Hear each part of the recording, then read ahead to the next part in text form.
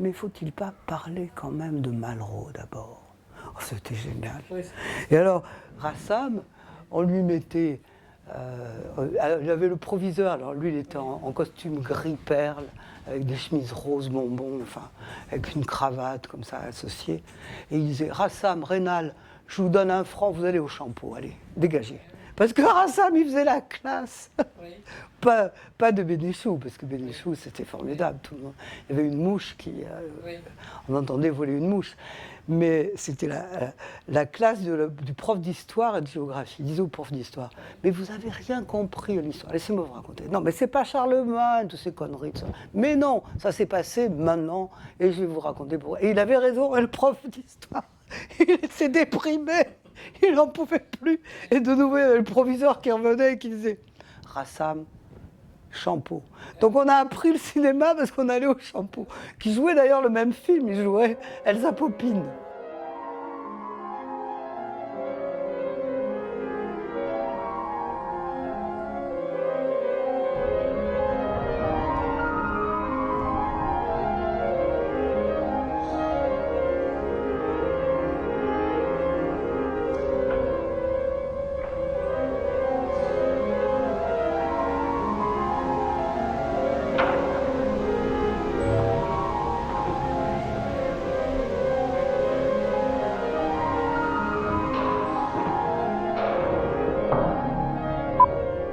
C'est peut-être parce que j'ai revu le Godard hier matin, 2 ou 3 choses que chez elle, et il chuchote tout le film. Vous vous souvenez, il chuchote tout le film, donc c'est peut-être pour ça.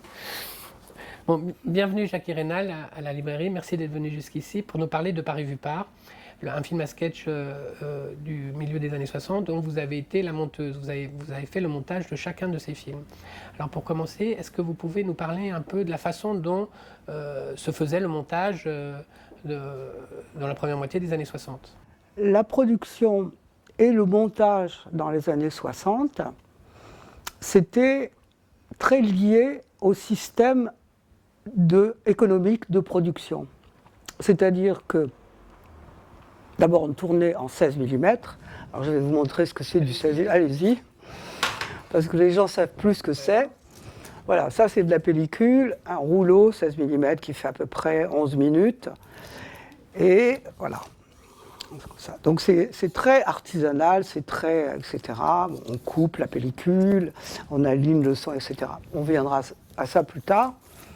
Le truc, c'est que, en fait, comme Barbet Schroeder avait pas beaucoup de sous pour tourner, et que c'était du 16 mm, on n'avait pas de son enregistré. On avait du son témoin, ce qu'on appelle a scratch sound en anglais. Et après, il fallait tout reconstituer, alors que beaucoup de manuels sur la Nouvelle Vague disent tout, ah oui, c'est tourné en son direct, pas du tout. Enfin, en tout cas, tout Paris vu par, je puis vous le dire, à part le film de Godard, avec Maysles, parce qu'il avait aussi David Maysles qui faisait le son, était adapté à ce style de réalisation. Mais sinon, Paris vu par, dont le premier sketch de Jean Douché, Saint-Germain-des-Prés, était complètement tourné d'abord à la caméra. Et ensuite, nous, les monteurs, la monteuse, enfin moi, et mon assistante, on piétait le film, c'est-à-dire on faisait des boucles, et ensuite, les acteurs revenaient en auditorium pour synchroniser leur voix. Donc c'était un travail très artisanal et qui prenait beaucoup de temps. Paris vu par, ça a été fait en 1 an. Donc Douché, pour en revenir à Doudouche, Jeannot, on l'appelait Jeannot, c'était, je crois, son premier film. Enfin, non, il avait fait... Oui, non, c'était son premier film, puisqu'il avait fait Zach, ou je ne sais plus quel film, qui est magnifique d'ailleurs, avec Bulogier et Barbet Schroeder. Il l'a fait après, il l'a fait en 68. Mais donc, c'était formidable pour moi de travailler avec ces gens-là, parce que c'était les cahiers du cinéma, ils étaient tous plus ou moins aux cahiers du cinéma.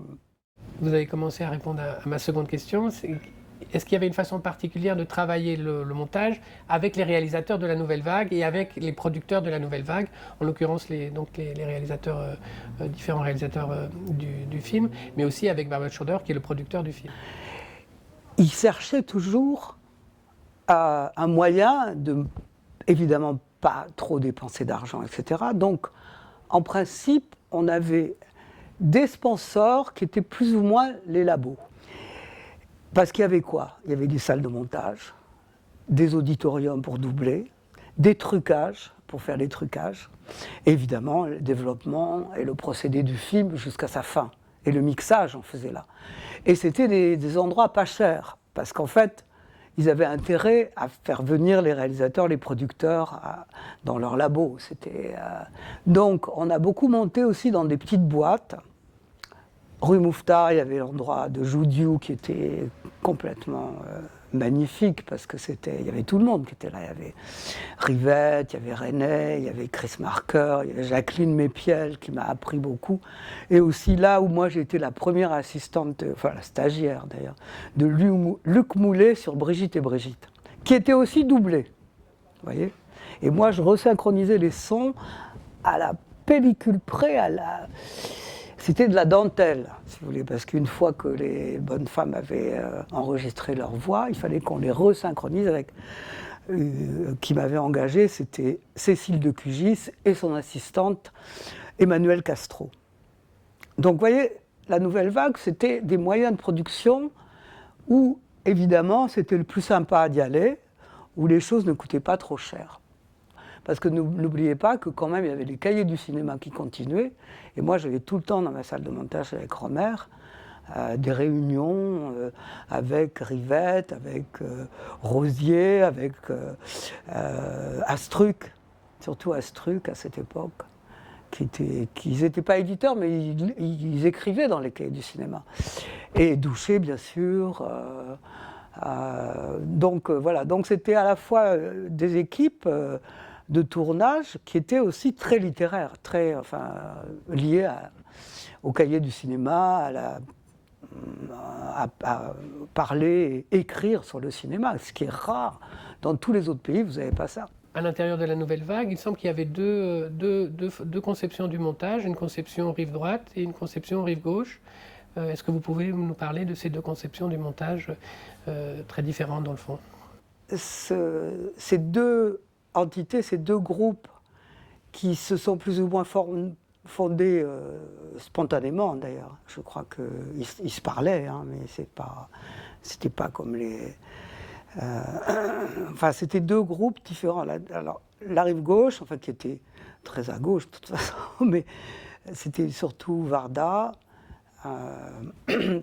René, Chris Marker, Gatti, je ne sais plus très bien. Enfin, ils avaient tout à fait une autre conception du montage, alors que les autres, ceux de la nouvelle vague, enfin avec Romer, Godard, Chabrol, etc., c'était plus pris de l'écrit, c'est-à-dire qu'ils écrivaient les scénarios, etc.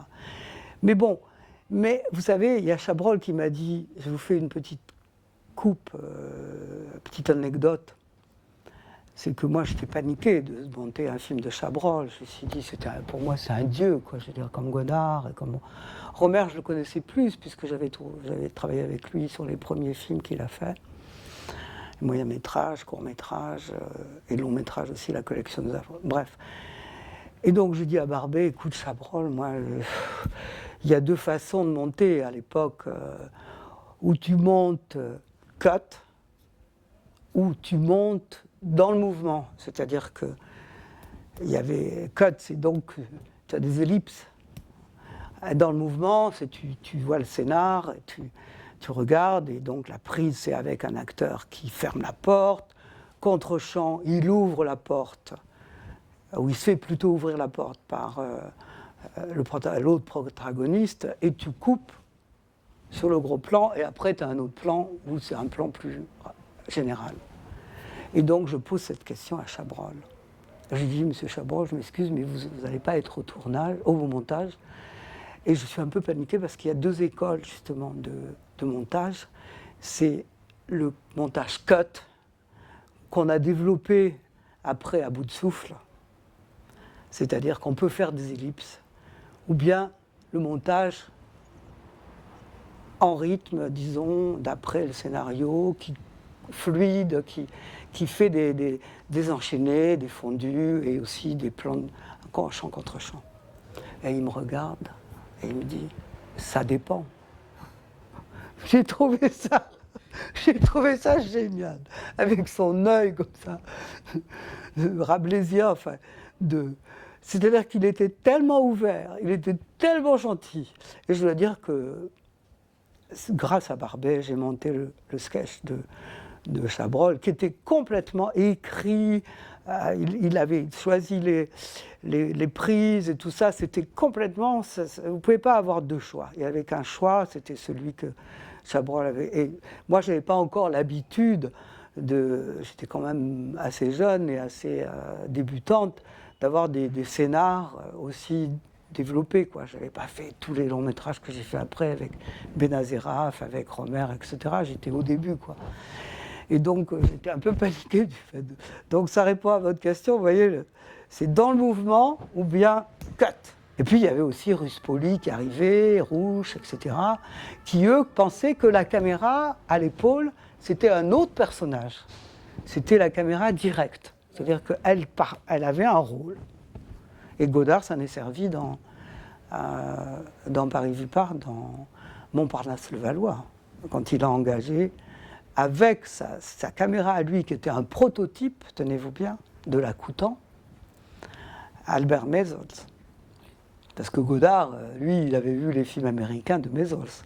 Alors que les autres n'avaient pas vu les films américains underground de New York, les autres metteurs en scène de la Nouvelle Vague. Godard était le plus pointu de la nouvelle. Ah oui. Ben, il est allé à Knokke-le-Zout. Il y avait les films de Koubelka qui passaient, c'était de la pellicule flashée en blanc. Et moi, je me souviens que quand je montais La Collectionneuse, il avait vu donc un film, il a dit « mais c'est incroyable, j'ai vu un film avec des motos, etc. C'est comme Sur les quais, mais... contemporain, avec des musiques absolument punk, hippie, enfin tout ça, des cuirs noirs, des casquettes, etc. Et c'était effectivement Scorpio Rising. Et jamais les metteurs en scène de la Nouvelle Vague n'auraient vu Scorpio Rising de Kenneth Anger. Et Godard, il était très intéressé à tout ce qui se passait. Est-ce que vous pouvez nous parler du film de Paulet, qui semble avoir une place à part enfin, qui pour le spectateur et apparaît comme à part dans tous les films de Paris Vipart? Mais je pense qu'il voulait vraiment aller dans le sens d'un cinéma populaire, un peu comme Demy, comme Vecchiali, enfin des gens comme ça, ou Chabrol. Et donc, et puis aussi, il voulait faire jouer Melki, son acteur fétiche. Et qu'il ait pris donc cette grande actrice, Micheline Dac, qui est absolument royale, enfin géniale. Et c'était un film aussi où ça se passe dans une pièce, parce qu'il y avait toujours un challenge avec ces réalisateurs de faire un film en 16, parce que normalement tous les films étaient tournés en 35, hein, n'oubliez pas, parce qu'on ne pouvait pas les sortir en 16 mm. Il n'y avait pas. Oui. Les salles n'avaient pas n'étaient pas équipées du tout. Donc, pour eux, c'était un challenge. Donc, ils se servaient de cette économie des moyens pour en faire quelque chose d'intéressant. Et donc là, c'est dans une pièce absolument sordide, dans un quartier de Saint-Denis, enfin, qui est vraiment avec le... Bon, tout ça est assez moche, quoi. Et en fait, c'est les dialogues, c'est les situations qui font que c'est merveilleux, quoi. C'est à rire, pas... Enfin, Et Paulet était extrêmement pareil, extrêmement curieux, comme Godard. Justement, parce que c'était aussi, comme Godard d'ailleurs, un très grand technicien. Paulet, c'était la caméra, il vous démontait comme Ruspoli, et il démontait, remontait une caméra comme ça. Hein. Tout Méditerranée a été tourné, caméra à la main, avec une voiture qu'il a coupée en deux pour faire un travelling à l'arrière. Ah, oui. Donc Paulet, c'était vraiment un grand technicien, et aussi quelqu'un qui a mis sur le marché la première machine Steinbeck à plateau pour le montage. Bon, des gens les syndicats étaient contre. Hein. Mis sur le marché, c'est-à-dire C'est-à-dire qu'il a introduit la Steinbeck parce qu'il avait des sous et qu'il a pu en acheter une, ce qui faisait dire que la colleuse, qu'on appelait la guillotine, c'est-à-dire avec de la colle, c'était vraiment, il fallait faire, comme notre réalisateur le dit, c'était vraiment collé avec de la colle, c'était vraiment coupé très précisément et collé, il fallait attendre 2 minutes pour que la colle sèche. Et Jean Daniel a pas inventé, mais il a mis sur le marché, c'est-à-dire il est allé, moi aussi d'ailleurs j'y suis allé après, acheter une Entercine, qui était une colleuse à scotch. Et ça a tout changé. Pourquoi ? Parce qu'on ne perdait plus une image. À chaque fois qu'on coupait, on ne perdait plus une image. Vous vous rendez compte ? Tandis que d'habitude, il fallait recoller l'image, mettre du noir, enfin vous voyez, c'était compliqué. Alors à la fois, c'était bien de pouvoir réfléchir avec le metteur en scène sur la coupe, ce qui n'est plus maintenant. Maintenant, c'est... il faut que ça soit joli, que ça soit plat, qu'il n'y ait rien derrière. Enfin, vous voyez, j'exagère, mais presque pas. Tandis que là, on avait le temps de penser. Et avec Rouch et Jean-Daniel Paulet, c'était pareil. On avait le temps de penser. Pourtant, avec Jean-Daniel Paulet, on était au scotch, mais aussi on faisait des projections d'équipe. C'est-à-dire toutes les semaines, on montrait sur un écran, comme le film allait être projeté, pas à la télé, pas sur un truc comme ça, ce que ça allait donner. Donc on avait une idée de ce qu'allait donner, même avec une copie de travail qui était un peu rayée, ça n'avait pas d'importance. Mais au moins on entendait le son, on voyait l'image, on voyait ce que le chef-op avait par rapport au gros plan, le plan d'ensemble, le gros plan, le plan moyen, il y avait quelque chose. Donc sur lequel on pouvait discuter sur une base, vous voyez. Et maintenant ça ne se fait plus. C'est un travail de, je sais pas, moi je déteste, je trouve que c'est formidable d'avoir le numérique, comme disait Coutard. Autrefois, tu fais avec les marteaux-piqueurs, maintenant tu as une roulette, comme ça, c'est beaucoup plus facile. Mais la facilité entraîne des trucs qui sont pas bien. Pas bien dans le sens où, qui sont trop rapides, c'est toujours trop rapide, la bouffe trop rapide, c'est pas bon. Vous voyez, faire des montages, c'est pas bon non plus, parce qu'on voit plus rien, il ne vous reste plus rien. Quels sont les films dont vous vous souvenez ? Moi, c'est toujours le film de Rouch, parce que bon, quand Nadine Ballot se retourne comme ça dans Paris je pars, et qu'elle dit « Mais monsieur, non, je ne peux pas. » C'est extraordinaire, parce que ça a été pris au moment où elle pense qu'elle va aller avec le mec, parce que c'est du reportage. Personne ne savait à qui aller coucher ce soir-là. Non, mais j'exagère, mais vous voyez ce que je veux dire. Et que lui, c'était Kéan, c'était un grand acteur de l'époque. C'était un très grand acteur de théâtre. Et donc elle est impressionnée, parce qu'elle a 20 ans de moins que lui, elle débute, et tout le monde la veut, elle est d'une beauté remarquable. Elle est tombée par terre, d'ailleurs tout le monde tombait par terre, tout le monde était amoureux d'elle, Rouch, Ruspoli, Becker, qui a voulu l'épouser, enfin bref, ça c'est une autre histoire. Mais vous voyez, donc c'est ça qui est important, c'est qu'on vivait les films, alors que maintenant, on est devant 6 écrans et on sait plus ce qu'on fait, quoi. Vous voyez, enfin, à mon avis, c'est mon interprétation, si vous voulez, de la chose.